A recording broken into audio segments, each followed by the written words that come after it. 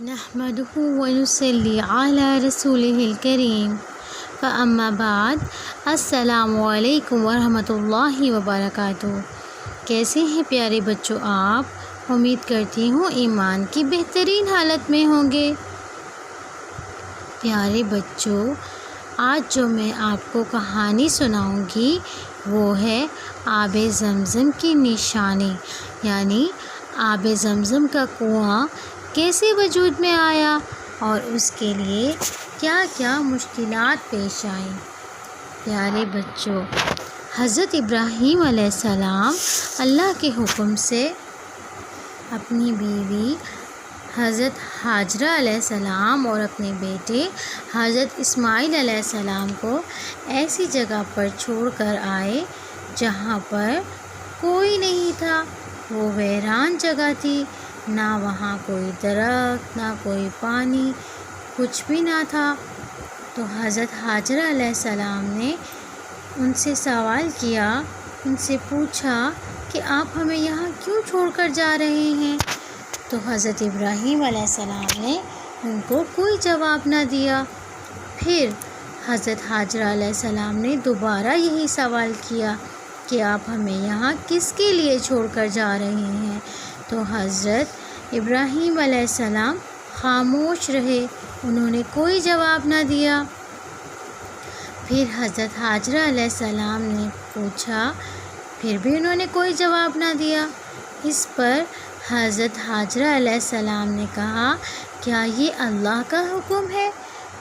تب آپ حضرت ابراہیم علیہ السلام نے جواب دیا، جی ہاں۔ اس پر حضرت ہاجرہ علیہ السلام کو یقین ہو گیا کہ اللہ تعالی ہماری حفاظت فرمائے گا اور ہمیں ضائع نہیں کرے گا، یعنی اللہ سبحانہ و تعالیٰ نے ہمارے لیے جو فیصلہ کیا ہے تو یقیناً اس میں بھلائی ہوگی۔ پھر حضرت ہاجرہ علیہ السلام کے پاس جو کھجور تھی اور ایک مشکیزہ پانی کا تھا، جب انہیں پیاس لگتی تو وہ پانی پیتی اور جب بھوک لگتی تو وہ کھجور کھا لیتی تھی اور حضرت اسماعیل علیہ السلام کو بھی کھلاتی تھی اور انہیں پانی بھی پلاتی تھی۔ اور جب پانی اور کھجور ختم ہو گیا تب حضرت ہاجرہ علیہ السلام کو پریشانی ہونے لگی کہ اب اپنے بیٹے کو پانی کیسے پلائیں، اب اس کی بھوک کیسے ختم ہوگی۔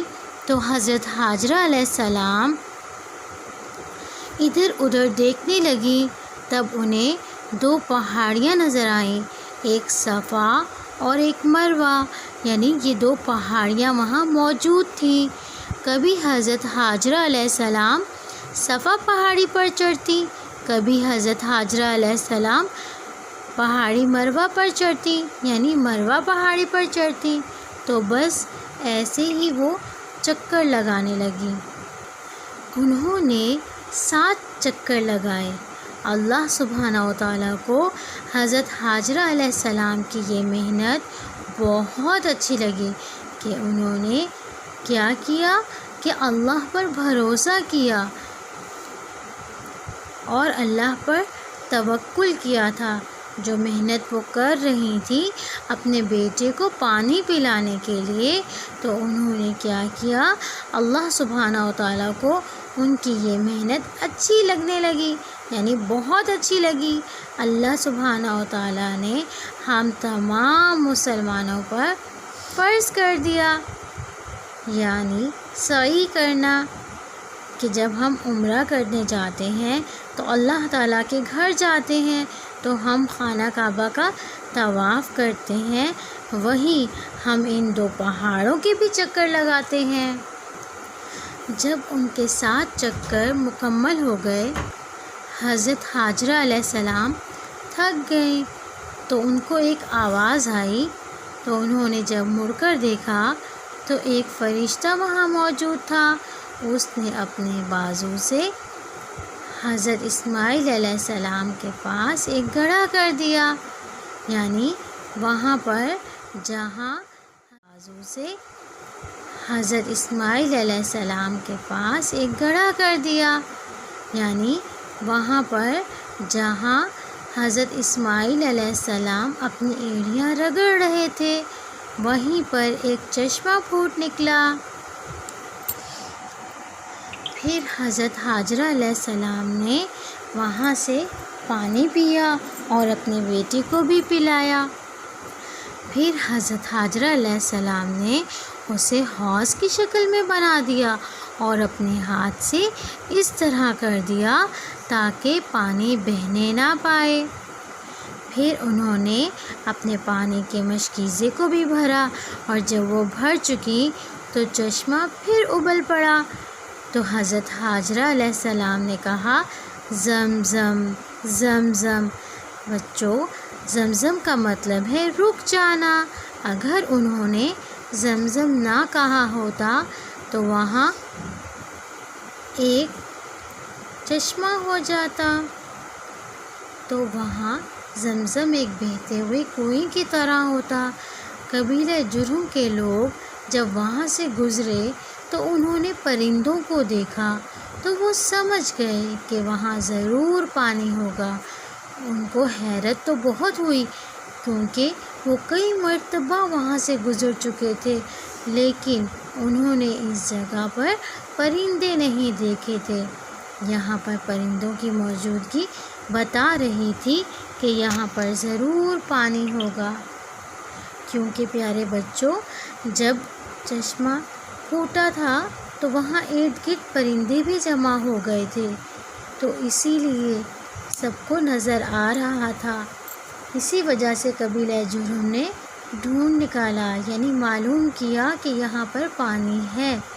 پھر وہ حضرت حاجرہ علیہ السلام کے پاس آئے اور ان سے پرمیشن حاصل کی کہ انہوں نے کہا ہمیں یہاں رہنے دیں، ہم پانی پئیں گے، تو حضرت حاجرہ علیہ السلام نے اجازت دے دی اور پانی کو اپنی ملکیت میں ہی رکھا۔ اس طرح قبیلہ جرہم کے لوگ یہاں رہنے لگے۔ اس طرح سے حضرت حاجرہ علیہ السلام اور حضرت اسماعیل علیہ السلام کو پڑوسی مل گئے، یعنی لوگ مل گئے۔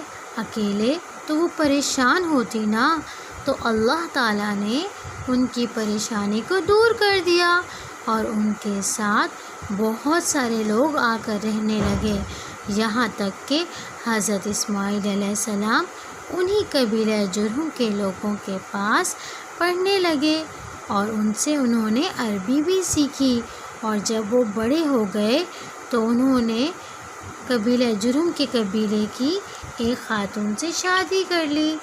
تو اللہ سبحانہ و تعالیٰ کسی کی بھی محنت کو ضائع نہیں کرتے۔ انہوں نے اللہ پر بھروسہ کیا تھا، اللہ تعالیٰ نے ان کو اس کا اجر دے دیا۔